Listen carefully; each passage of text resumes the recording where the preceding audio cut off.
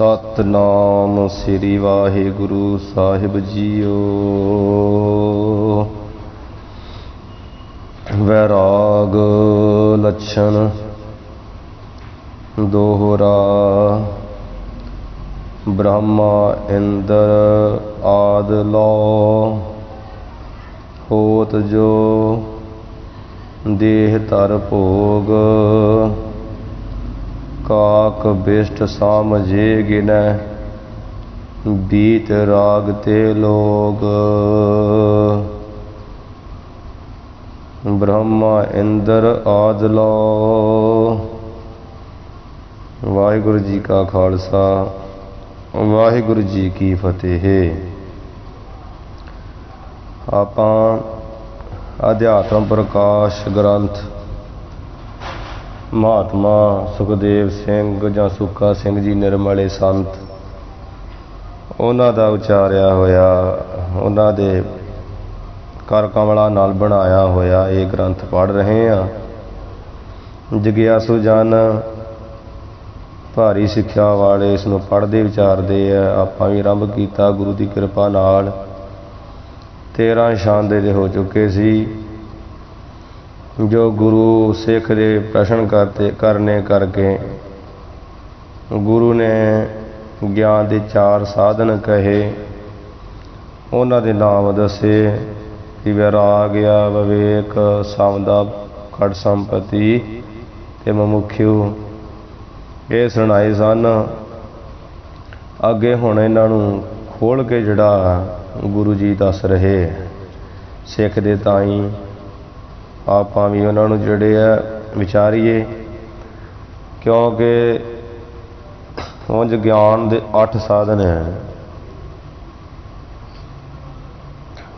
ते वो विचार सागर चाहते हैं। ये जोड़े ये साधन है ये बाहर अंग है, एक अंतरंग अंग है, एक अंतरंग एक बाहर अंग, एक बाहर अंग एक अंतरंग। अंदरले तत्वंग का शोधन अध्यात्म प्रकाश चाहणगे। सरवण मनन निध्यासन तत्वंग का शोधन 4 ये अंग है। वो अंतरी भी है, बाहरी है आ जिहड़े हुण आपां पढ़ रहे हैं। 100 इन्हां नूं विचारीए। ब्रह्म हुण विराग लक्षण गुरु साहिब जी कर रहे हैं 4 साधना दे विचों जो सब तो पहला वैराग लक्षण आ ਉਹਦੇ बारे सिख नूं कह रहे हैं भी सिख सुन। और ज्ञान के साधन तेन मैं खोल के दसदा। बाहर ब्रह्मा इंद्र आद लो कहे सिख जिहड़ी ब्रह्मा दी पुरी आ ते शिव जी दी पुरी आ। ब्रह्मा तो लैके इंद्रपुरी तो आद तक आ ब्रह्मपुरी शिवपुरी ते कुबेरपुरी ये है पुरियां ही ना सारियां दे आपो अपने स्थान आ। इंद्रपुरी आद तो आद लो कहिए आद तक जिन्नियां भी पुरियां ये देवतियां दियां। होत जो देह तर भोग पुरियां तक अते जो कहिए जिहड़े भी देह धर गईए धारण करके भोग पदार्थ आ आनंद विलास या पदार्थां दे आनंद नूं भोगण दा जिहड़ा रस आ ये जो भी देह तो धारण करके जिन्हें भोग है ना आपां इंद्रियां दे रस का समान दे भोगां दे रस का समान दे। हाँ जी ये जिन्ने भी भोग होत कईए होंदे हन जां प्राप्त होण वाले हैं। काक बिष्ट समझे गिनै जो उन्हां सारियां पदार्थां नूं जो उपरोक्त कहे ब्रह्मा तो लैके इंद्रपुरी आद तक इस उतों लैके ये जन्म धार के शरीर दे जिन्ने भी भोग पदार्थ आनंद इथों तक जो इन्हां सारियां पदार्थां नूं भोगां नूं काग कहिए काग दी बिष्टा बिष्टा की है वेठ गंदगी दी वेठ समान जे गिणे ਜਿਹੜੇ ਗਿਣਦੇ ਆ ਨਕੰਮਾ ਜਾਣਦੇ ਜਿਹੜੇ ਜੇ ਗਿਣੇ ਜਿਹੜੇ ਕਾਂ ਦੀ ਬਿਸ਼ਟਾ ਸਮਾਨ ਇਹਨਾਂ ਸਾਰੇ ਭੋਗਾਂ ਪਦਾਰਥਾਂ ਨੂੰ ਗਿਣੇ ਜਾਣਦੇ ਆ ਨਾ, ਗਿਣਦੇ ਆ, ਮੰਨਦੇ ਆ। ਬੀਤ ਰਾਗ ਤੇ ਲੋਗ, ਉਹ ਲੋਕ ਬੀਤ ਰਾਗ ਤਰਤੀਬ ਤਮ ਵੈਰਾਗ ਵਾਲੇ ਆ। ਬੀਤ ਰਾਗ, ਬੀਤ ਦਾ ਅਰਥ ਹੁੰਦਾ ਗੁਜ਼ਰਨਾ, ਰਾਗ ਦਾ ਅਰਥ ਹੁੰਦਾ ਮੋਹ। ਜਿਨ੍ਹਾਂ ਦਾ ਭਾਵ ਮੋਹ ਇਹਨਾਂ ਪਦਾਰਥਾਂ ਵੱਲੋਂ ਬੀਤ ਗਿਆ, ਗੁਜ਼ਰ ਗਿਆ। ਸਾਰੇ ਪਦਾਰਥਾਂ ਦਾ ਮੋਹ ਜਿਨ੍ਹਾਂ ਨਿਵਰਤ ਹੋ ਚੁੱਕਾ ਭਾਵ, ਉਹ ਤੇ ਲੋਕ, ਉਹ ਲੋਕ ਮਹਾਤਮਾ ਬੀਤ ਰਾਗ ਕਹੀਏ ਵੈਰਾਗੀ ਹੈ, ਵੈਰਾਗੀ ਪੁਰਸ਼ ਹੈ। ਜਿਨ੍ਹਾਂ ਦਾ ਰਾਗ ਕਹੀਏ ਮੋਹ ਬੀਤ ਗਏ, ਗੁਜ਼ਰ ਗਿਆ ਇਹਨਾਂ ਸਾਰੇ ਪਦਾਰਥਾਂ ਵੱਲੋਂ। ਇਹ ਵੈਰਾਗ ਦਾ ਲੱਛਣ ਹੈ, ਵਿਵੇਕ ਲੱਛਣ। ਵੈਰਾਗ ਦਾ ਇੱਦਾਂ ਵੀ ਬਣਦਾ ਵੀ ਰਾਗ ਨਾਮ ਮੋਹ ਦਾ ਜਿਹੜਾ ਇਹ ਦੁਨੀਆ ਦੇ ਮੋਹ ਵੱਲੋਂ ਵੈਰ ਕਹੀਏ ਉਲਟ ਹੋ ਗਿਆ, ਤੇ ਉਲਟ ਕੇ ਪਰਮੇਸ਼ਰ ਨਾਲ ਜਿਹਨੇ ਰਾਗ ਕਹੀਏ ਮੋਹ ਕਰ ਲਿਆ, ਉਹਨੂੰ ਵੈਰਾਗੀ ਪੁਰਸ਼ ਕਿਹਾ ਜਾਂਦਾ। ਉਹ ਵੈਰਾਗੀ ਲੋਕ ਹਨ। ਸੋ ਇੰਨਾ ਹੀ, ਜਿੰਨੇ ਅਰਥ ਇੱਥੇ ਲਿਖੇ ਆ ਉਹ ਆਪਾਂ ਉਹਨਾਂ ਅਰਥ ਕਰ ਰਹੇ ਹਾਂ। ਇਹਦੇ ਵਿੱਚ ਹੀ ਸਮਝ ਆ ਜਾਂਦੀ ਸੌਖਾ ਹੀ। ਵਿਵੇਕ ਲੱਛਣ ਅੱਗੇ ਕਰ ਰਹੇ ਦੂਸਰਾ ਜਿਹੜਾ ਗਿਆਨ ਦਾ ਸਾਧਨ ਹੈ ਵਿਵੇਕ। ਤੇ ਵਿਵੇਕ ਦੀ ਨਿਸ਼ਾਨੀ ਦੱਸਣ ਲੱਗੇ। ਵਿਵੇਕ ਕਿਹਨੂੰ ਕਿਹਾ ਜਾਂਦਾ? ਦੇਹ ਪਰਪੰਚ ਅਨਿਤ ਹੈ। ਇਹ ਸਿੱਖ, ਇਹ ਜਿਹੜੀ ਪੰਜ ਤੱਤਾਂ ਦੀ ਬਣੀ ਦੇਹ ਹੈ ਨਾ, ਸਰੀਰ ਤਨ ਆ, ਅਤੇ ਪਰਪੰਚ ਪਰ ਗਈ ਵਿਸ਼ੇਸ਼ ਕਰਕੇ ਪੰਜ ਕਹੀਏ ਪੰਜ ਤੱਤਾਂ ਤੋਂ ਬਣਿਆ ਇਹ ਸਾਰਾ ਹੀ ਸੰਸਾਰ। ਪੰਜ ਵਿਸ਼ੇਸ਼ ਕਰਕੇ ਪੰਜ ਤੱਤਾਂ ਤੋਂ ਬਣੀ ਦੇ ਅਥਵਾ ਸਾਰਾ ਹੀ ਪਰਪੰਚ ਸੰਸਾਰ, ਇਹ ਕੀ ਆ? ਅਨਿਤ ਹੈ। ਅਨਿਤ ਆ ਜੋ ਹਮੇਸ਼ਾ ਨਹੀਂ ਰਹਿਣ ਵਾਲਾ, ਝੂਠਾ ਹੈ, ਨਾਸਵੰਤ ਆ। ਗੁਰੂ ਸਾਹਿਬ ਕਹਿੰਦੇ ਨਾ, ਦੇਹ ਅਨਿਤ ਨਾ ਨਿਤ ਰਹਿ, ਜਸ ਨਾਮ ਚੜੇ ਭਵ ਸਾਗਰ ਤਾਰੇ। ਹੋਰ ਵੀ ਗੁਰੂ ਸਾਹਿਬ ਕਹਿੰਦੇ ਜਗ ਰਚਨਾ ਸਭ ਝੂਠ ਹੈ। ਸਰੀਰ ਵੀ ਝੂਠਾ, ਤੇ ਜਦੋਂ ਸੰਸਾਰ ਹੀ ਝੂਠਾ, ਜਗ ਰਚਨਾ ਝੂਠੀ, ਸਰੀਰ ਆਪੇ ਝੂਠੇ। ਸੋ ਵਿਵੇਕ ਦਾ ਲੱਛਣ ਕਹਿੰਦੇ ਵੀ ਦੇਹ ਪਰਪੰਚ, ਦੇਹ ਸਰੀਰ ਅਤੇ ਪਰਪੰਚ ਸਾਰਾ ਸੰਸਾਰ ਹੀ ਅਨਿਤ, ਝੂਠਾ, ਨਾਸਵੰਤ ਹੈ। ਆਤਮ ਨਿਤ ਬਖਾਣ, ਅਤੇ ਆਤਮਾ ਹਮੇਸ਼ਾ ਨਿਤ ਸਦਾ ਤਿਰ ਰਹਿਣ ਵਾਲਾ ਸਤ ਚੇਤਨ ਆਨੰਦ, ਇਹਦਾ ਨਾਮ ਆਤਮਾ ਦਾ ਬਖਾਣ ਕਈ ਕਿਹਾ ਜਾਂਦਾ ਹੈ। ਭਾਵ ਆਤਮਾ ਹਮੇਸ਼ਾ ਹੀ ਰਹਿਣ ਵਾਲੀ ਕਹੀ ਜਾਂਦੀ ਸਤ ਸਰੂਪ ਹੈ। ਪਰਮੇਸ਼ਰ ਸਤ ਸਰੂਪ ਆ, ਤੇ ਉਹਦੀ ਆਤਮਾ ਅੰਸ਼ ਆ। ਆਤਮਾ ਹਮੇਸ਼ਾ ਹੀ ਕਹੀ ਜਾਂਦੀ ਹੈ। ਦੇਹਾਂ ਹਮੇਸ਼ਾ ਰਹਿਣ ਵਾਲੀਆਂ ਨਹੀਂ। ਦੇਹ ਸਰੀਰ ਤੇ ਪਰਪੰਚ ਇਹ ਅਨਿਤ ਆ, ਝੂਠਾ, ਨਾਸਵੰਤ ਆ। ਆਤਮਾ ਨਿਤ ਸਦਾ ਹੀ ਕਾਇਮ ਰਹਿਣ ਵਾਲਾ ਬਖਾਣ ਕਹੀਏ ਕਿਹਾ ਜਾਂਦਾ ਹੈ, ਕਿਹਾ ਹੈ ਵੇਦਾਂ ਨੇ, ਧਰਮ ਗ੍ਰੰਥਾਂ ਨੇ। ਸਾਰ ਅਸਾਰ ਹੈ ਜਾਣਬੋ, ਸਾਰ ਗਈਏ ਸਤ, ਅਸਾਰ ਗਈਏ ਝੂਠ। ਪਿਛੇ ਵੀ ਆਇਆ ਦੱਸਿਆ ਆਪਾਂ। ਤੇ ਇਹ ਜਿਹੜਾ ਸਾਰ, ਸਤ, ਅਸਾਰ, ਅਸਤ ਨੂੰ ਜਾਣਬੋ, ਜਾਣ ਲੈਣਾ। ਸਾਰ ਕੀ ਹੈ? ਬ੍ਰਹਮ। ਅਸਾਰ ਕੀ ਹੈ? ਸੰਸਾਰ। ਭਾਵ ਬ੍ਰਹਮ ਨੂੰ ਸੱਚ ਜਾਣ ਲੈਣਾ, ਆਪਣੇ ਆਪ ਨੂੰ ਸੱਚ ਜਾਣ ਲੈਣਾ। ਦੇਹ ਨੂੰ ਅਸਾਰ ਜਾਣ ਲੈਣਾ, ਝੂਠਾ ਜਾਣ ਲੈਣਾ। ਦੇਹ ਨੂੰ ਝੂਠਾ ਜਾਣ ਲੈਣਾ, ਅਥਵਾ ਸੰਸਾਰ ਨੂੰ ਝੂਠਾ ਜਾਣ ਲੈਣਾ। ਜਾਣਬੋ ਕਹੀਏ ਜਾਣ ਲੈਣਾ। ਯਹ ਵਿਵੇਕ ਪਹਿਚਾਨ, ਇਹ ਸਿੱਖ ਯਹ ਕਹੀਏ ਇਹੀ ਤੂੰ ਵਿਵੇਕ ਦੀ ਨਿਸ਼ਾਨੀ, ਪਹਿਚਾਣ, ਪਛਾਣਨਾ ਕਰ। ਇਹਨੂੰ ਵਿਵੇਕ ਕਿਹਾ ਜਾਂਦਾ। ਵੇਵ ਨਾਮ ਹੁੰਦਾ ਦੋਵਾਂ ਦਾ, ਤੇ ਲਾਵਾਂ ਵਿੱਚੋਂ ਨਿਕਲ ਗਈ ਈੜੀ, ਉਹਨੂੰ ਕਹੀਦਾ ਉਹ ਈੜੀ ਬਣ ਗਈ ਵੇਵ ਏਕ। ਭਾਵ ਦੋਵਾਂ ਤੋਂ ਇੱਕ ਹੋ ਜਾਣਾ, ਇਹਨੂੰ ਵਿਵੇਕ ਕਿਹਾ ਜਾਂਦਾ। ਜੀਵ ਤੇ ਈਸ਼ ਦੀ ਏਕਤਾ ਕਰਾ ਦੇਣੀ, ਜੀਵ ਤੇ ਈਸ਼ ਇੱਕ ਬ੍ਰਹਮ ਵਿੱਚ ਲੀਨ ਕਰ ਦੇਣਾ ਵਿਵੇਕ ਹੁੰਦਾ। ਸੋ ਇੱਥੇ ਵਿਵੇਕ ਦਾ ਲੱਛਣ ਜਿਵੇਂ ਲਿਖਿਆ ਉਹ ਇਹ ਆ ਵੀ ਸਿੱਖ ਦੇਹ ਤੇ ਪਰਪੰਚ ਹਮੇਸ਼ਾ ਨਿੱਤ ਆ। ਆਤਮਾ ਹਮੇਸ਼ਾ ਹੀ ਰਹਿਣ ਵਾਲਾ ਕਿਹਾ ਜਾਂਦਾ ਹੈ। ਇਸ ਤਰ੍ਹਾਂ ਸਾਰ ਜੋ ਹੈ ਆਤਮਾ ਉਹਨੂੰ ਜਾਣ ਲੈਣਾ, ਅਸਾਰ ਜੋ ਦੇਹ ਪਰਪੰਚ ਉਹਨੂੰ ਝੂਠਾ ਜਾਣ ਲੈਣਾ। ਇਹ ਵਿਵੇਕ ਪਹਿਚਾਨ, ਇਹਨੂੰ ਵਿਵੇਕ ਪਹਿਚਾਨ ਲੈਣਾ ਕਰੋ। ਇਹਨੂੰ ਸਿੱਖ ਵਿਵੇਕ ਪਹਿਚਾਨ ਪਛਾਨਣਾ ਕਰ। ਆਥ ਖਟ ਸੰਪਤ ਲਕਸ਼ਣ। ਹੁਣ ਆਥ ਖਟ ਸੰਪਤ ਲਖਿਆਣ ਜਾਂ ਲਕਸ਼ਣ, ਇਹ ਗਿਆਨ ਦਾ ਤੀਸਰਾ ਸਾਧਨ। ਹੁਣ ਖਟ ਸੰਪਤੀ ਜਿਹੜੀ ਆ ਉਹਦੇ ਲੱਛਣ ਕਰਨ ਲੱਗੇ ਆ। ਇਹ ਗਿਆਨ ਦਾ ਤੀਸਰਾ ਸਾਧਨ ਆ। ਤੀਸਰਾ ਸਾਧਨ ਜਿਹਦੇ ਵਿੱਚ 6 ਕਿਸਮਾਂ ਹੈ।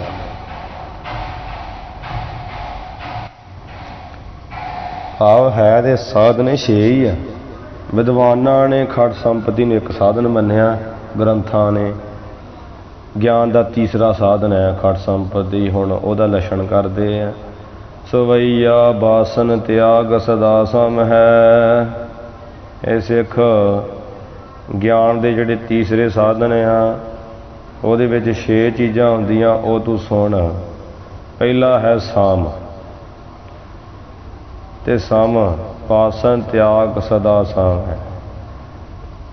ਜਿਹੜੀਆਂ ਵਾਸ਼ਨਾਵਾਂ ਸਾਰੀਆਂ ਅੰਦਰ ਫੁਰਦੀਆਂ ਮਨ ਵਿੱਚ, ਕਦੀ ਕੋਈ ਵਾਸ਼ਨਾ ਕਦੀ ਕੋਈ ਵਾਸ਼ਨਾ, ਜਿਹੜੇ ਫੁਰਦੇ ਰਹਿੰਦੇ ਨਾ ਵਾਸ਼ਨਾਵਾਂ, ਖਾਣ ਪੀਣ ਦੀਆਂ, ਹੰਢਾਉਣ ਦੀਆਂ, ਪਾਉਣ ਦੀਆਂ, ਮਨ ਦੇ ਅੰਦਰ ਹੀ।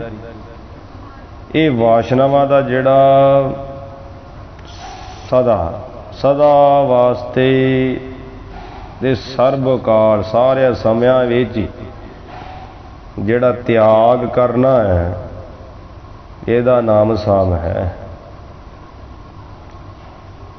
ਸਮ ਕੀ ਆ? ਬਾਸਨ ਤਿਆਗ ਸਦਾ ਸਮ ਹੈ।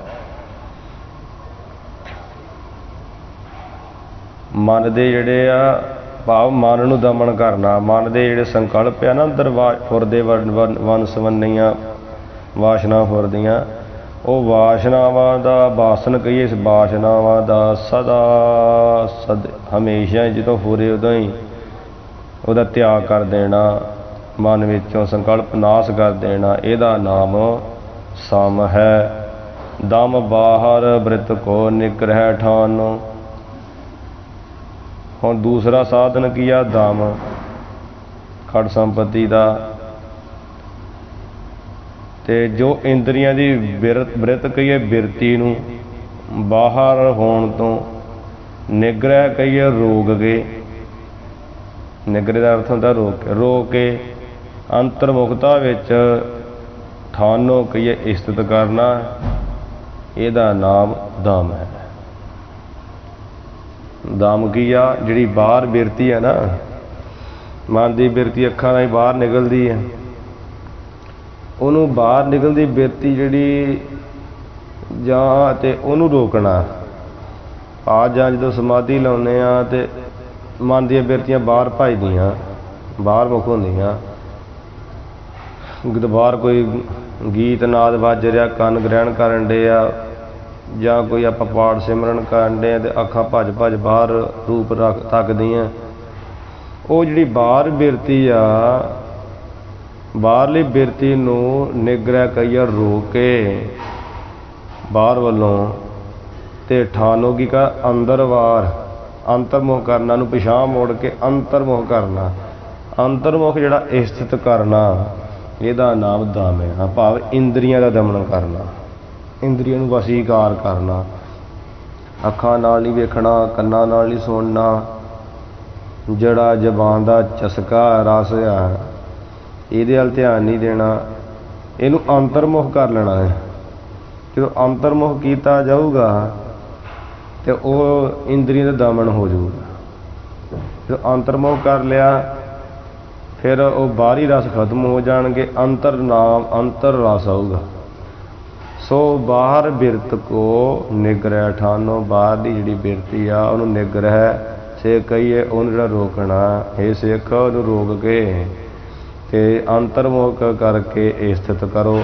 ਠਾਣਾ ਸਥਿਤ ਕਰਨਾ, ਇਹਦਾ ਨਾਮ ਧਾਮ ਹੈ। ਇਹ ਗਿਆਨ ਦੇ ਤੀਸਰੇ ਸਾਧਨ ਖੰਡ ਸੰਪਤੀ ਵਿੱਚੋਂ ਦੂਸਰਾ ਚਿੰਨ੍ਹ ਹੈ। ਦੇਖਣ ਦੋਖ ਵਿਖੈ ਉਪਰਾਮ।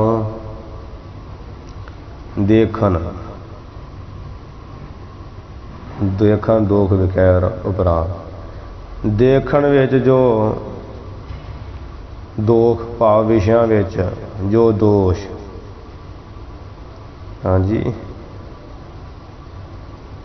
ਦੇਖਣ ਦੋਖ ਵਿਖੈ ਉਪਰਾਮ। ਦੋਖ ਕੀ ਹੈ? ਵਿਸ਼ੇ, ਮਨ ਸਵੰਨੇ ਵਿਸ਼ੇ ਇੰਦਰੀਆਂ ਦੇ ਹੈ, ਚਾਹੇ ਨੇਤਰ ਦੇ ਹੈ। ਵਿਸ਼ਿਆਂ ਵਿੱਚ ਜਿਹੜਾ ਦੋਖ ਦੇਖਣਾ, ਵਿਖੇ ਨਾਮ ਵਿਸ਼ਿਆਂ ਦਾ। ਵਿਸ਼ਿਆਂ ਵਿੱਚ ਜਿਹੜਾ ਦੋਸ਼ ਵੇਖਣਾ ਨਾ ਵੀ ਇਹ ਮੇਰੇ ਚੰਗੀ ਨਹੀਂ ਹੈ ਮੇਰੇ ਵਾਸਤੇ।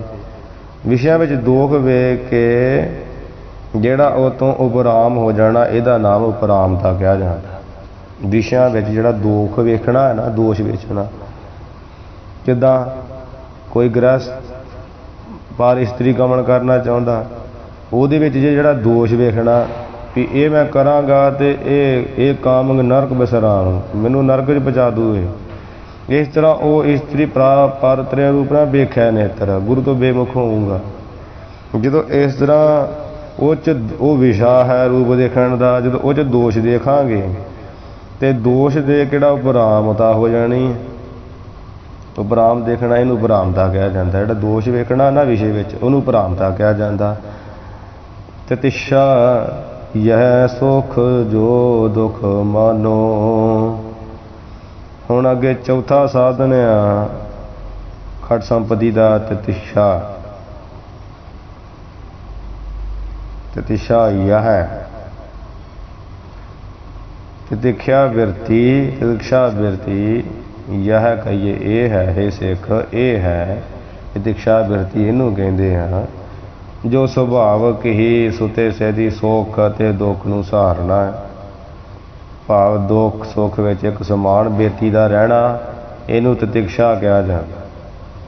ਸੁੱਖ ਆ ਜੇ ਨੱਚਣਾ ਨਹੀਂ, ਦੁੱਖ ਆ ਕੇ ਪਿੱਟਣਾ ਨਹੀਂ ਹੈ। ਐਸਾ ਹਰਖ ਤੈਸਾ ਸੋਗ, ਸਦਾ ਆਨੰਦ ਤੈ ਨਹੀਂ ਵਿਯੋਗ। ਇੱਕ ਸਮਾਨ ਰਹਿਣਾ, ਦੁੱਖ ਵਿੱਚ ਵੀ ਚੁੱਪ, ਆਪਣੀ ਸਮਾਧੀ ਲੀਨ, ਸੁੱਖ ਵਿੱਚ ਵੀ ਸਮਾਧੀ ਲੀਨ। ਪਦਾਰਥ ਆਏ ਤੇ ਸੁੱਖ ਨਹੀਂ ਮੰਨਣਾ, ਗਏ ਤੇ ਦੁੱਖ ਨਹੀਂ ਮੰਨਣਾ। ਐਸੀ ਬਿਰਤੀ ਜਿਹੜੀ ਆ ਉਹਨੂੰ ਤਿਤਿਖਾ ਬਿਰਤੀ ਕਿਹਾ ਜਾਂਦਾ। ਇਹ ਖਟ ਸੰਪਤੀ ਦਾ ਚੌਥਾ ਸਾਧਨ ਹੈ। ਸਾਸਨ ਵੇਦ ਆਚਾਰੀਏ ਕੀ।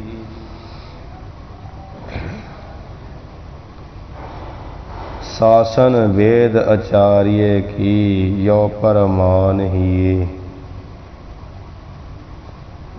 ਸਾਸਨ ਵੇਦ ਆਚਾਰੀਏ ਕੀ। ਸਾਸਨ ਕਹੀਏ ਜਿਹੜੇ ਆਗਿਆ ਹੁੰਦੀ ਹੈ ਭਾਵ ਕਾਹਦੀ। ਵੇਦ ਆਚਾਰੀਏ ਕਹੀਏ ਪੂਜਨੀਕ ਗੁਰੂ। ਵੇਦ ਅਤੇ ਗੁਰੂ ਕੀ ਦਾ ਅਰਥ ਦੀ ਲੈਣਾ। ਵੇਦ ਅਤੇ ਗੁਰੂ ਦੀ ਜਿਹੜੀ ਸਾਸਨ ਕਹੀਏ ਆਗਿਆ ਹੈ, ਗੁਰੂ ਦੀ ਸਾਸਨ ਕਹੀਏ ਧਾਰਨਾ ਹੈ, ਜੋ ਸਾਨੂੰ ਸਿੱਖਿਆ ਹੈ, ਆਗਿਆ ਹੈ, ਉਪਦੇਸ਼ ਹੈ, ਉਹਨੂੰ ਯੋਂ ਪਰਮਾਨ ਹੀ, ਇਉਂ ਉਹਨੂੰ ਨਾ ਪਰਮਾਨ ਕਹੀਏ ਠੀਕ ਸਮਝ ਲੈਣਾ। ਪਰ ਕਹੀਏ ਵਿਸ਼ੇਸ਼ ਕਰਕੇ ਮੰਨ ਲੈਣਾ, ਮੰਨ ਕੇ ਠੀਕ ਨਿਸ਼ਚੇ ਕਰਕੇ ਮੰਨਣਾ। ਕਿੱਥੇ? ਹੀਏ ਹਿਰਦੇ ਵਿੱਚ। ਸਰਦਾ ਸੋ ਬਖਾਨੋ, ਇਸ ਨੂੰ ਸ਼ਰਧਾ ਬਖਾਨੋ ਕਹੀ ਕਥਨ ਕਰਦੇ।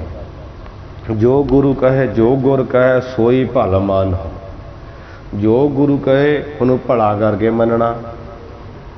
ਮਹਾਰਾਜ ਕਹਿੰਦੇ ਨਾਨਕ ਚਿੰਤਾ ਮਤ ਕਰੋ, ਚਿੰਤਾ ਤਿਸ ਹੀ ਹੈ।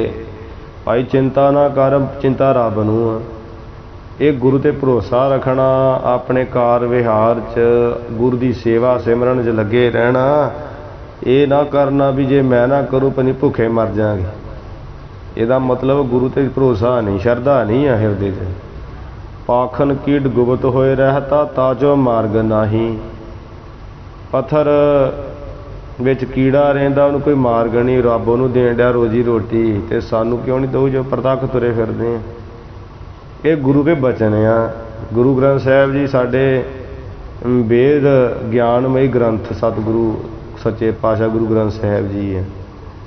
ਆ ਸਾਨੂੰ ਗਿਆਨ ਬਖਸ਼ਦੇ, ਵੇਦ ਕਹੀਏ ਗਿਆਨ ਬਖਸ਼ਦੇ ਸਾਡੇ ਗੁਰੂ ਜੀ। ਇਸ ਤਰ੍ਹਾਂ ਗੁਰੂ ਗ੍ਰੰਥ ਸਾਹਿਬ ਜੀ ਦੀ ਤੇ ਸਤਿਗੁਰਾਂ ਜੀ ਦੇ ਮੁਖ ਤੋਂ ਬਾਣੀ ਨਿਕਲੀ ਹੈ, ਪੂਜਨੀ ਗੁਰੂ ਜੀ ਦੀ ਜਿਹੜੀ ਸਾਸਨ ਆਗਿਆ ਹੈ, ਤੇ ਉਹਨੂੰ ਇਉਂ ਕਹੀਏ, ਇਉਂ ਪ੍ਰਮਾਣਿਕ ਸਮਝ ਕੇ, ਠੀਕ ਨਿਸ਼ਚੇ ਸਮਝ ਕੇ ਨਾ ਹੀ ਹਿਰਦੇ ਵਿੱਚ ਸ਼ਰਧ ਰੱਖਣਾ, ਮੰਨ ਲੈਣਾ।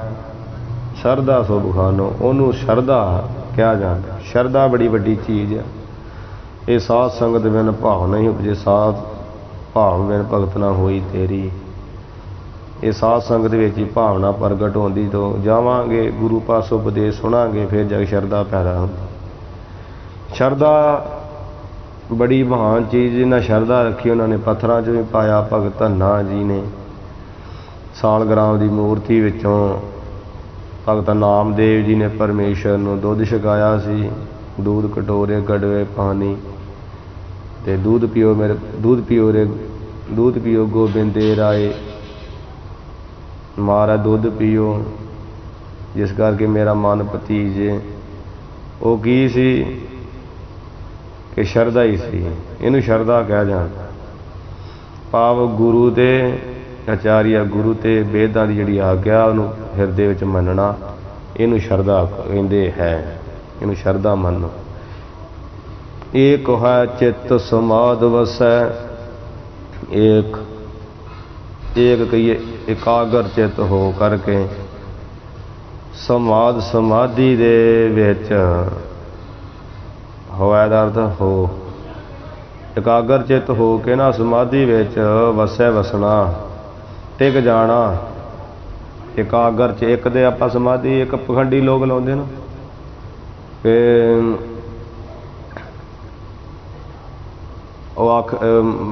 अखा बंद कर लेंदे बगले की तरह, कहते भी बड़ी समाधि आ संत दी, पर ध्यान उहदा नहीं उधर हुंदा। आँखां मीच रहा, बाकी जिवें लोग ने एक परपंच दिखाए, लोकां नूं परपंच दिखाउण डे हुंदे, तमाशा विखाउण डे हुंदे, बड़ा संत बैठा पर समाधि नहीं। एकाग्र एक मन एक चित हो गए, बाहरों अपनी वड्याई दी सारी भुख छड्ड के अंतरमुख हो के वाहिगुरू दा चिंतन करना, इनू एकाग्र चित हो के समाधि कहिंदे हैं। और निर्विकल्प समाधि लाउणी। एकाग्र चित हो के जिहड़ा समाधि विच वसै वसना, टिक जाना, एक मन एक चित हो के। ये भांत समाधान साधन जानू, इस भांत कहिए प्रकार समाधान जिहड़ा साधन खट संपत्ति दा, वो तुही छेवां साधन जानो, जानना करो भाव इसे नूं समाधान साधन कहिंदे है। ये खट संपत्ति दे 6 साधन आए हैं। पहला किहड़ा है, जिहड़ा साम, दूसरा दाम, तीसरा पराम, चौथा तितिक्षा, पंजवां शरधा, छेवां समाधान। ये 6 साधन ही आ, एक एक भी होवे बड़ी वड्डी गल आ। विद्वानां ने इकट्ठियां करके खट संपत्ति का नाम दिता, भाव 6 विभूतियां। ये बड़ी वड्डी दौलत आ, ते उंज ज्ञान का तीसरा साधन आ। सो आपां इहदी विचार कीती है सूखम रूप विच अखरां दे मुताबक, इहनूं तुसीं भाई समाधान समझ लेना है। हुण चौथा जो ज्ञान का साधन उहदा लक्षण करनगे। आथ ममुछता लक्षण, ममुछता कहीदा मुक्ति की इच्छा।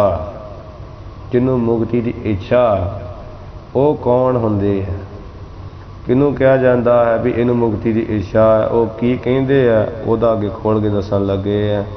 हुण ममुछता लक्षण, आथ ममुछता लक्षण, हुण मुक्ति की इच्छा के लक्षण कथन कर रहे हैं। दोहरा जन्म मरण संसार दे,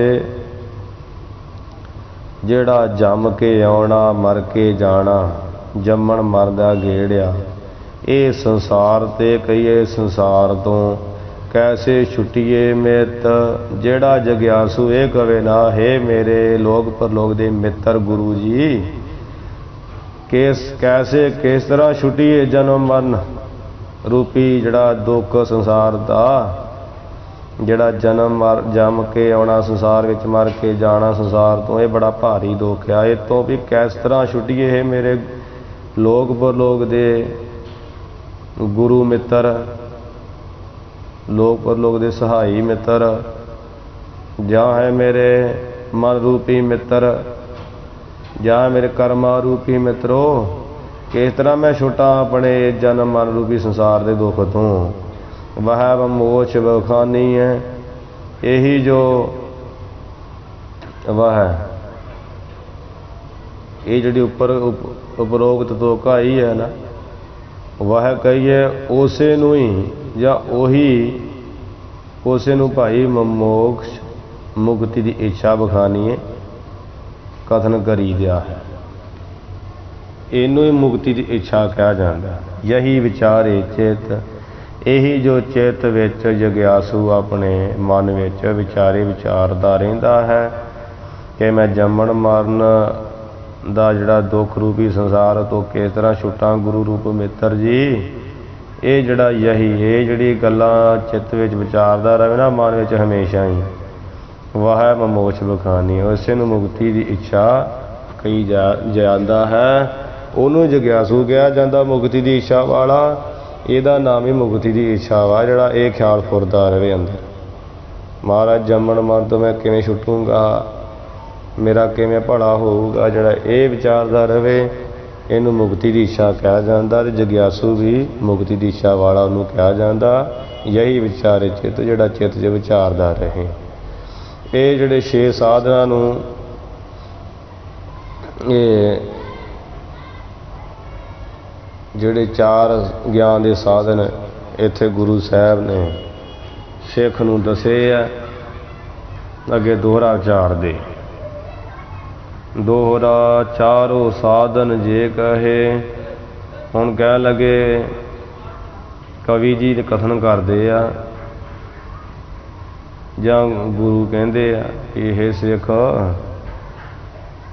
कि जेड़े आ 4 साधन तेनू कहे है ना, वैराग विवेक कड़ संपत्ति मोक्ष इच्छा मुछता, इनो जुगत जब होए, जब गई जदों इनो इन्हां दे जुगत सहित, इन्हां दे सहित जदों सिख जग्यासु हो जावे।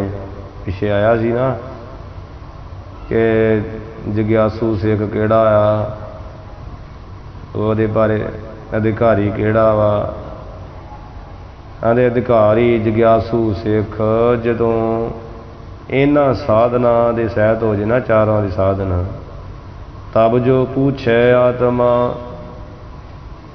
ਤਦੋਂ ਜੋ ਉਹਦੇ ਅੰਦਰਲਾ ਪ੍ਰਸ਼ਨ ਹੈ ਆਤਮਾ ਸਰੂਪ ਬਾਰੇ ਜਾਣਨ ਲਈ, ਉਹ ਫਿਰ ਆਪਣੇ ਗੁਰੂ ਤੋਂ ਪੁੱਛੇ। ਕਹੇ ਗੁਰੂ ਪੁਨ ਸੋਏ, ਫਿਰ ਗੁਰੂ ਜੀ ਉਹਦੀ ਇੱਛਾ ਜਾਣ ਕੇ ਵੀ ਹਾਂ ਇਹ 4 ਸਾਧਨ ਦੇ ਸੰਪੰਨ ਆ, ਫਿਰ ਗੁਰੂ ਉਹਦੀ ਇੱਛਾ ਜਾਣ ਕੇ ਆਤਮ ਸਰੂਪ ਬਾਰੇ ਕਹੇ ਕਹੀਏ ਕਥਨ ਕਰਦੇ। ਇਹ ਵਿਦਾਂਤ ਮਤ ਮੁਤਾਬਕ ਆ। ਸਾਡੇ ਗੁਰੂ ਸੱਚੇ ਪਾਤਸ਼ਾਹ 4 ਸਾਧਨ ਤੇ ਵੇਂਦੇ ਨਹੀਂ, ਆਓ ਭਾਈ ਗੁਰੂ ਘਰ ਲਾਹ ਲੈ ਕੇ ਜਾਓ, ਭਲਾ ਕਰੋ ਸੰਗਤ 'ਚ ਬਹਿ ਕੇ। 4 ਸਾਧਨ ਵੇਖਣ ਵੀ ਇਹਨੂੰ ਵਿਰਾਗ ਹੋਇਆ ਕਿ ਨਹੀਂ, ਕਿ ਕਿਸੇ ਨੂੰ ਵਿਰਾਗ ਤਾਂ ਹੋਇਆ ਨਹੀਂ, ਉੱਥੇ ਗੇਟ ਤੋਂ ਬਾਹਰ ਕੀਤੇ ਜਾਣ ਸਾਰੇ ਸਾਡੇ ਵਰਗੇ।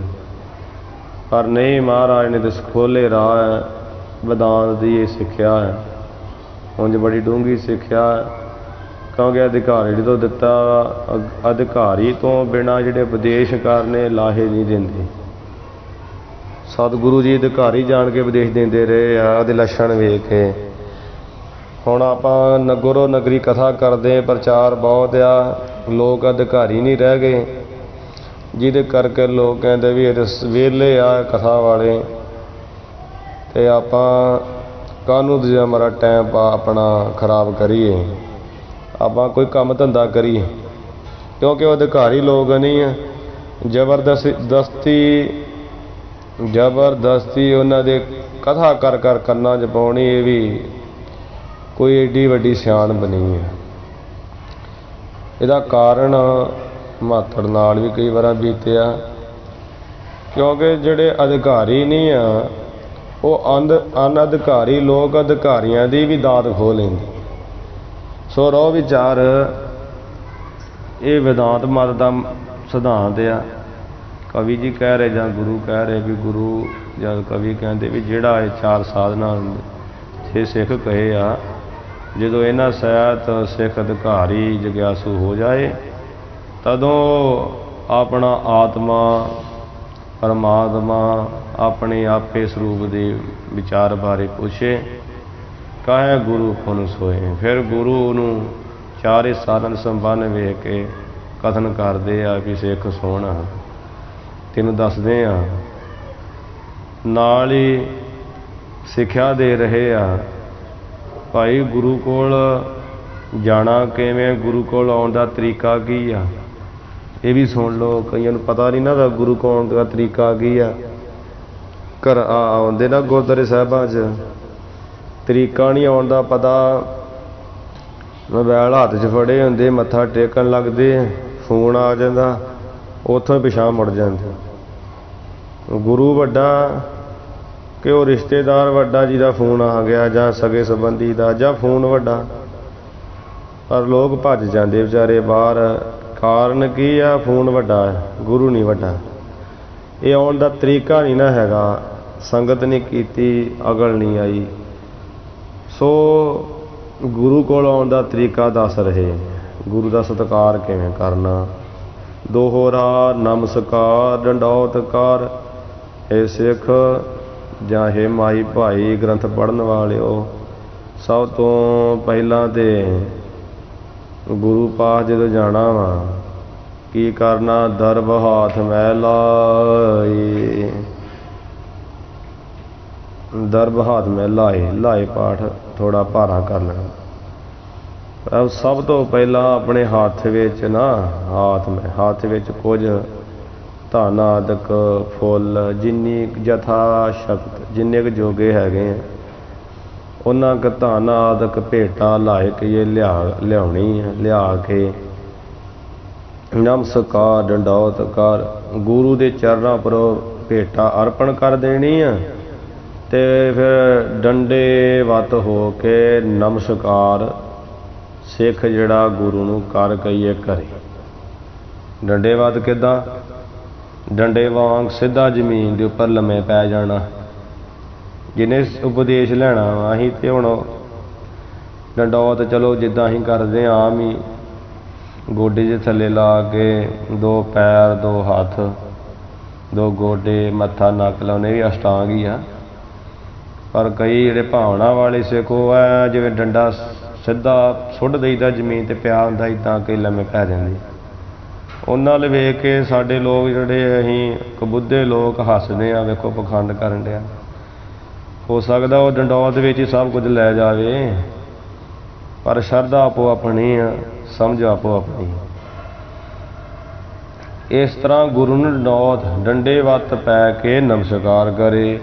ਕਹੋ ਗੁਰੂ ਜੀ ਆਤਮਾ, ਫਿਰ ਬੜੀ ਨਿਮਰਤਾ ਵਿੱਚ ਹੋ ਕੇ ਗੁਰੂ ਆਪਣੇ ਨੂੰ ਕਵੇ, ਗੁਰੂ ਜੀ ਮੈਨੂੰ ਅਗਿਆਨੀ ਨੂੰ ਆਤਮਾ ਦੇ ਸੰਬੰਧ ਵਿੱਚ ਮੇਰਾ ਆਤਮ ਸਰੂਪ ਕੀ ਆ, ਉਹ ਆਤਮਾ ਕਿੱਥੇ ਮੇਰੇ ਵੱਸ ਰਿਹਾ ਹੈ, ਮੈਨੂੰ ਉਹਦੇ ਬਾਰੇ ਕੋਈ ਗਿਆਨ ਨਹੀਂ ਆ। ਗੁਰੂ ਜੀ ਆਪ ਕਹੋ, ਦੱਸੋ ਜੀ, ਦੱਸਣਾ ਕਰੋ। ਕਿਉਂ ਕਰ ਜਾਣਿਓ ਜਾਏ, ਮੈਂ ਜਨਮ ਤੇ ਪਾ ਲਿਆ ਪਰ ਆਤਮ ਸਰੂਪ ਬਾਰੇ ਕੁਝ ਨਹੀਂ ਜਾਣਦਾ।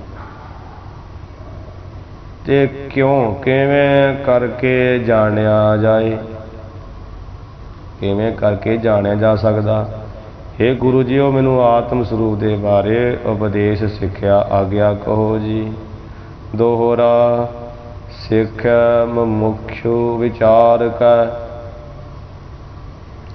ਇਸ ਤਰ੍ਹਾਂ ਜਦੋਂ ਸਿੱਖ ਬੇਨਤੀ ਕਰਦਾ ਤੇ ਕਵੀ ਜੀ ਕਹਿੰਦੇ ਵੀ ਇਸ ਤਰ੍ਹਾਂ ਸਿੱਖ ਨੂੰ ਮੁਖਿਓ ਕਹੀਏ, ਮੁਕਤੀ ਦੀ ਇੱਛਾ ਵਾਲਾ ਵਿਚਾਰ ਕਹਿ ਜਾਣ ਕੇ समझ के बोले गुरु दयाल।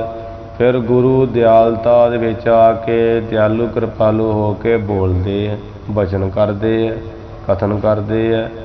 वह कहत हों जो कहो हे सिख मैं तेनू ओही कहांगा।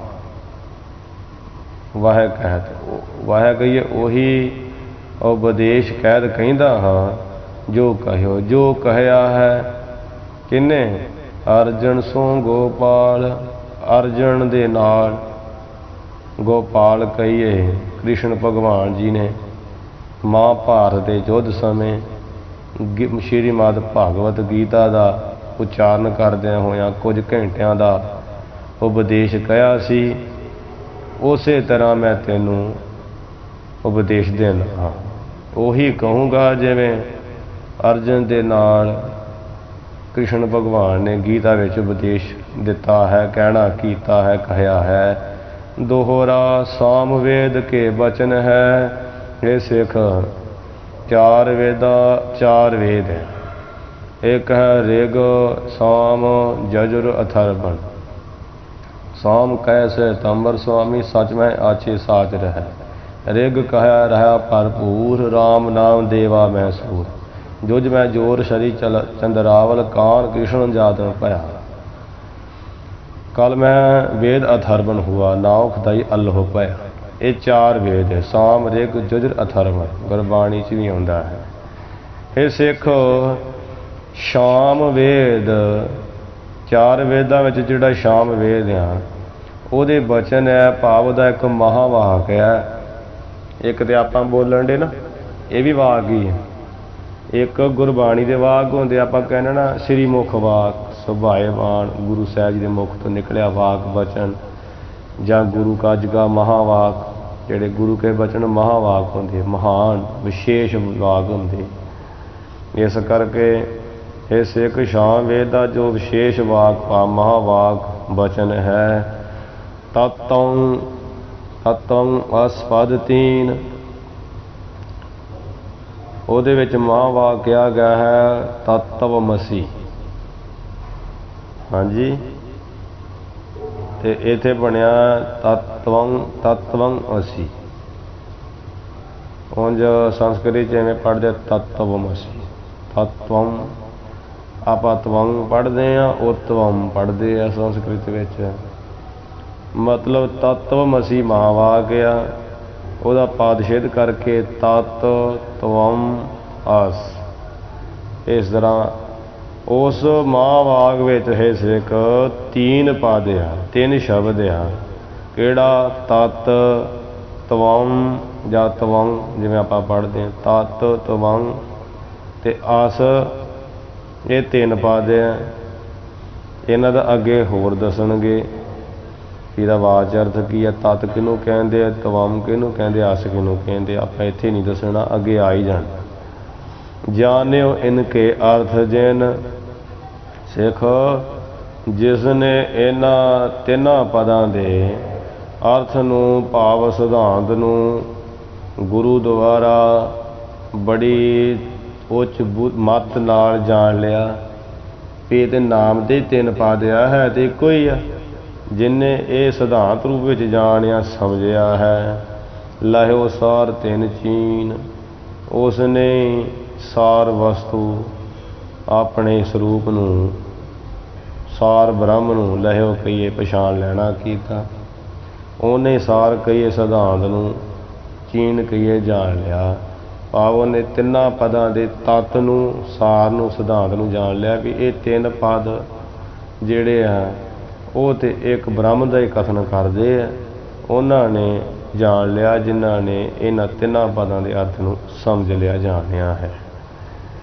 मरहटा छंद तत्पद ईस जीव त्वं पद है।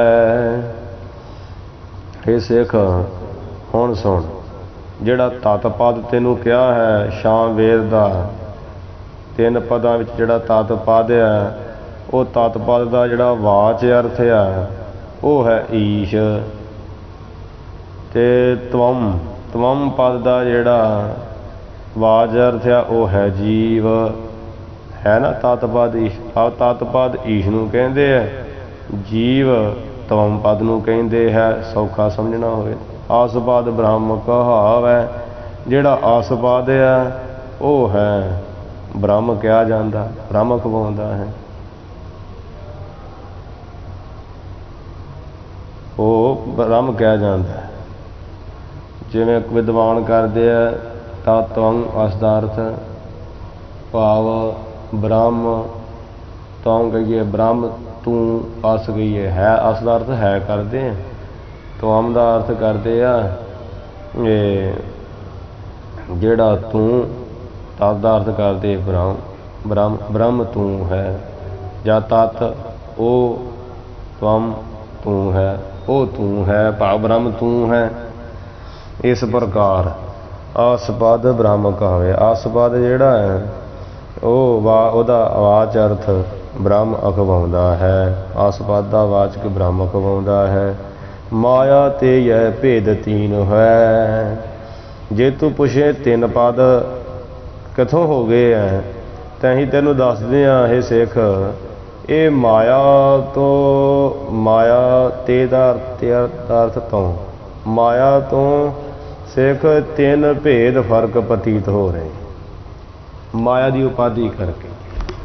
ਅੱਗੇ ਵੀ ਦੱਸਣਗੇ, ਇਹ ਵੀ ਖੋਲਣਗੇ ਵੀ ਮਾਇਆ ਈਸ਼, ਮਾਇਆ ਤੋਂ ਈਸ਼ ਬਣ ਗਿਆ, ਮਾਇਆ ਤੋਂ ਜੀਵ ਬਣ ਗਿਆ, ਇਹ ਵੀ ਅੱਗੇ ਖੋਲਣਗੇ। ਇਸ ਕਰਕੇ ਮਾਇਆ ਦੇ ਕਰਕੇ ਤਿੰਨ ਬਾਧਿਆ, ਮਾਇਆ ਕਰਕੇ ਇਹ ਪ੍ਰਤੀਤ ਹੋ ਰਹੇ ਤਿੰਨ ਫਰਕ, ਤਿੰਨ ਰੂਪ, ਭਾਵ ਮਾਇਆ ਦੇ ਤਿੰਨ ਸਰੂਪ ਆ। ਇੱਕ ਵੇਦ ਬਤਾਵੈ, ਪਰੰਤੂ ਵੇਦ ਇੱਕ ਬ੍ਰਹਮ ਦਾ ਹੀ, ਇੱਕ ਬ੍ਰਹਮ ਦਾ ਹੀ ਬਤਾਵੇ ਕਹੀਏ ਦੱਸਦਾ ਹੈ। ਇਹ ਤਿੰਨਾਂ ਨੂੰ ਵੇਦ ਤੇ ਬ੍ਰਾਹਮੀ ਦਾ, ਜਿਹੜਾ ਵੇਦ ਆ ਇਹ ਤਿੰਨਾਂ ਪਦਾਂ ਨੂੰ ਬ੍ਰਹਮ ਹੀ ਦੱਸਦਾ ਹੈ, ਭਾਵ ਜੀਵ ਦਾ ਕੋਈ ਇੱਥੇ ਵਿੱਚ ਰੌਲਾ ਹੀ ਨਹੀਂ, ਕਿਉਂਕਿ ਸਾਰਾ ਇੱਕ ਕਲਪਤ ਹੈ। ਮਾਇਆ ਦੇ ਕਰਕੇ ਤਿੰਨ ਭੇਦ ਨਜ਼ਰੀ ਆ ਰਹੇ ਆ। ਹੁਣ ਜਿਹਦੇ ਬ੍ਰਹਮ ਇੱਕੋ ਹੀ ਹੈ, ਬ੍ਰਹਮ ਤੋਂ ਬਿਨਾਂ ਦੇ ਸਮੁੰਦਰ 'ਚੋਂ ਨਦੀ ਨਿਕਲਦੀ ਹੈ, ਸਮੁੰਦਰ 'ਚੋਂ ਨਾਲੇ, ਉਹ ਭੇਦ ਕਰਕੇ ਨਾਲਾ, ਨਦੀ, ਦਰਿਆ, ਸਮੁੰਦਰ ਆ। ਅਸਲ ਵਿੱਚ ਹੈ ਕੀ ਉਹ, ਨਾਲੇ ਵਿੱਚ ਵੀ ਪਾਣੀ ਆ ਤੇ ਨਦੀ ਵਿੱਚ ਵੀ ਪਾਣੀ ਆ, ਸਮੁੰਦਰ ਵਿੱਚ ਵੀ ਪਾਣੀ ਹੈ ਕੀ ਪਾਣੀ, ਮਤਲਬ ਤਿੰਨੇ ਥਾਵਾਂ ਦੇ ਬ੍ਰਹਮ ਹੀ ਆ। ਜੀਵ 'ਚ ਵੀ ਬ੍ਰਹਮ, ਈਸ਼ 'ਚ ਵੀ ਬ੍ਰਹਮ, ਤੇ ਬ੍ਰਹਮ ਦੇ ਬ੍ਰਹਮ ਹੈ ਹੀ ਹੈ, ਸਮੁੰਦਰ ਤੇ ਸਮੁੰਦਰ ਹੈ ਹੀ, ਤਿੰਨਾਂ 'ਚ ਕੀ ਜਾਲੀ ਆ। ਸੱਤਾ ਪਰਮੇਸ਼ਰ ਦੀ ਤਿੰਨੇ ਥਾਵਾਂ 'ਤੇ ਵਰਤ ਰਹੀ ਆ। ਇਸ ਪ੍ਰਕਾਰ ਵੇਦ ਜਿਹੜਾ ਇੱਕ ਬ੍ਰਹਮ ਨੂੰ ਬਤਾਵੇ ਦੱਸਦਾ ਹੈ। ਇਹਦੇ ਮਾਇਆ ਕਰਕੇ ਤਿੰਨ ਭੇਦ ਆ ਸਿੱਖ, ਇਹ ਤੇ ਮਾਇਆ ਕਰਕੇ ਭੇਦ ਆ। ਮਾਇਆ ਕਰਕੇ ਹੀ ਤਿੰਨ ਗੁਣ ਪੈਦਾ ਹੋ ਗਏ ਆ, ਤਿੰਨਾਂ ਗੁਣਾਂ ਕਰਕੇ ਹੀ ਇਹ ਸ੍ਰਿਸ਼ਟੀ ਪੈਦਾ ਹੋ ਗਈ ਆ, ਜਿਹਦੇ ਕਰਕੇ ਵੱਖੋ ਵੱਖਰੇ ਜੀਵਾਂ ਦੇ ਭੇਦ ਦਿਸ ਰਹੇ ਆ। ਸੋ ਅੱਗੇ ਤੈਨੂੰ ਹੋਰ ਜਿਹੜਾ ਦੱਸਾਂਗੇ, ਅੱਗੋਂ ਸਿੱਖ ਪ੍ਰਸ਼ਨ ਕਰੇਗਾ ਗੁਰੂ ਜੀ ਤਿੰਨ ਭੇਦ ਕਿਵੇਂ ਕਹਿ ਦਿੱਤੇ ਆਪ ਨੇ, ਫਿਰ ਅੱਗੋਂ ਗੁਰੂ ਜੀ ਖੋਲ੍ਹ ਕੇ ਦੱਸਣਗੇ, ਉਹ ਆਪਾਂ ਕੱਲ੍ਹ ਸਰਵਣ ਕਰਾਂਗੇ। ਹੁਣ ਸਮਾਂ ਆਪਾਂ ਇੱਥੇ ਹੀ ਅੱਜ ਸਮਾਪਤੀ ਕਰਦੇ ਹਾਂ। ਭੁੱਲਾਂ ਚੁੱਕਾਂ ਦੀ ਖਿਮਾ ਕਰਨੀ ਜੀ। ਅਖੀਰਲੀਆਂ ਪੰਕਤੀਆਂ ਪੜ੍ਹ ਕੇ ਸਮਾਪਤੀ ਹੈ ਅੱਜ ਇੱਥੇ ਹੀ। ਤਤ ਪਦ ਈਸ ਜੀਵ ਤਵਮ ਪਦ ਹੈ, ਆਸਪਦ ਬ੍ਰਹਮ ਕਹਾਵੈ, ਮਾਇਆ ਤੇ ਯਹ ਭੇਦ ਤੀਨ ਹੋਇ, ਏਕੈ ਵੇਦ ਬਤਾਵੈ। ਵਾਹਿਗੁਰੂ ਜੀ ਕਾ ਖਾਲਸਾ, ਵਾਹਿਗੁਰੂ ਜੀ ਕੀ ਫਤਿਹ।